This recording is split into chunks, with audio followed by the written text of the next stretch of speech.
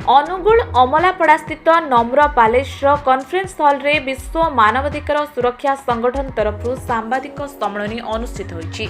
एही सम्मेलन रे संगठन राष्ट्रीय अध्यक्ष डॉक्टर अभिन्न होता, राष्ट्रीय संपादक डॉक्टर देवव्रत पाणिग्राही, उपदेष्टा डॉक्टर शरद कुमार प्रधान, राज्य संयोजक इप्सिता लवंतिका, अक्रम बारिक, राज्य कार्यकारी सभापति डॉक्टर रामचंद्र राउतराय आदि जोग देइथिले। एही सभारे अनुगुल जिलार छेंडीपदा ब्लॉक करडा बाहाली Naini coal block Singareni company प्रस्तावित कोयला खनि पई गछ कटाकू जोरदार विरोध करने सहित अनुगुल जिलापालक कार्यालय सम्मुख में विराट जन आंदोलन करने निष्पत्ति नियागला। सेथिरे अनुगुल जिले में होतिबा व्यापक प्रदूषण को नियंत्रण करने दाबी रहिबो बोली आलोचना करा जायछि।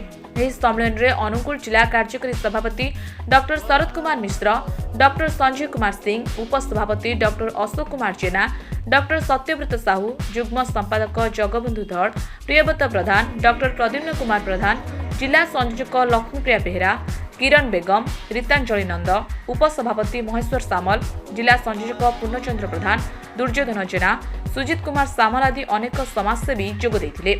अनुगुलरु गणेश साहुंक सह जगमोहन को रिपोर्ट, ड्रीम्स राइडर न्यूज। समता समय देइथबार मु टिके हो कहूची ए स्रष्टारे मनुष्य होची श्रेष्ठ जाति। ए मनुष्य जदि चाहिबो सारा विश्व को ध्वंस कर दबो। ए मनुष्य जदि चाहिबो पुणी संसार को सरस सुंदर करी उठिबो। आज बर्तमान विश्व सबु जगार समस्ते वृक्ष पाई समस्ते कांदुछंती। तेणु वृक्षरोपण अति नित्यंत दरकार। गछटी काटिदेले 2 मिनिट गछटी काटिदेव, किंतु गछटी पूर्णांग होगापाई 8 वर्ष लगे। गछ आमको छाईदेव, पल्यूसन रिड्यूस कर।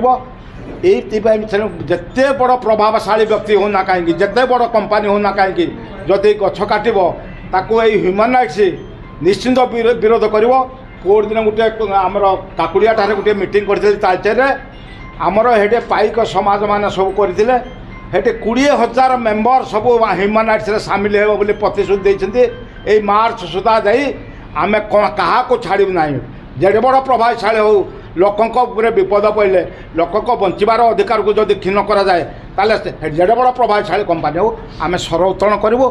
आम लोक आम काम करूँ। छेंडीपदारे जो भाव में 24टी घरोई कंपनी और 5टी राष्ट्रायत्त उद्योग को कोल ब्लॉक आवंटन होफल व्यापक गछ कटा हम। अलरेडी 35,000 गछ कटी सारे। एस्टिमेट हिसाब से गोटे कोल ब्लॉक 1,12,000 गछ काटा पड़ुची। से हिसाब से बर्तमान 10टी परमिशन मैंने दे सारी 11.5 लाख गछ कटाଯିव। ताकि किंतु भाव बंद कराव प्रत्युत कर। बर्तमान टेक्नोलोजी एत डेभलप कलानी। गोटे गछ एम कहते गोटाए गछ काटिले आम तार 3 गछ लगेबू। कि जो शाल गछ पियाशाल गछ सब अच्छी असन गछ अच्छी 100 वर्ष गछ 150 वर्ष गछ 200 वर्ष गछ आम से 200 वर्ष को फेरी आनी पारे कि। तो आम दाबी करुँ विश्व मानवाधिकार सुरक्षा संगठन तरफ जे जो टेक्नोलोजी जर्मन रे फॉलो होची, जापान रे फॉलो होची, इंग्लैंड रे फॉलो होची, गोटे गछटा को चेरस उपाड़ी आनी स्थानांतरण करवा। ठीक है, कस्ट खर्च हम से कथा आम आगे बता राज्य सरकार भी निष्पत्ति नहीं सारे जो NH जो गछ कटा हम नहीं। परदिन आम पेट्रोलियम मंत्री से कथा कहते। तेणु आम कहूँ जे गोटे कोल ब्लॉक कंपनी जदि एवरेज 10,000 कोटी टका से इनकम करुच्ची गोटे वर्ष भितर, जब 1,000 कोटी टका से खर्च कला अल्टरनेटिव प्लांट को लगेबारे ताले असुविधा कर। सेकेंडली जो कथा आम आज आलोचना करुँ ये टेक्नोलोजी करके डीप माइनिंग हो।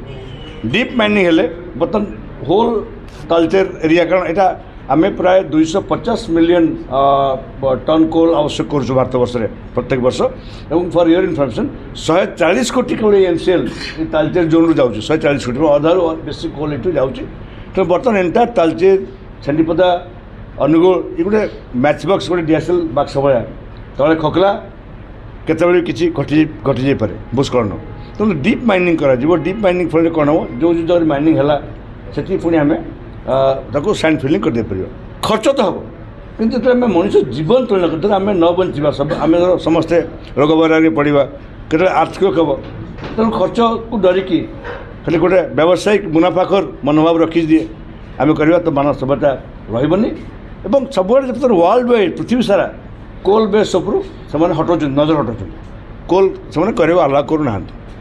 ଯଦି ଆମେ 72% ଆମର ଟୋଟାଲ୍ ଏନର୍ଜି ଆମେ କୋଲ୍ରୁ ପାଉଛେ, ତେଣୁ ଆମେ କହୁଛୁ ସମସ୍ତଙ୍କ ନଜର ଓଡ଼ିଶା ଉପରେ କାହିଁକି?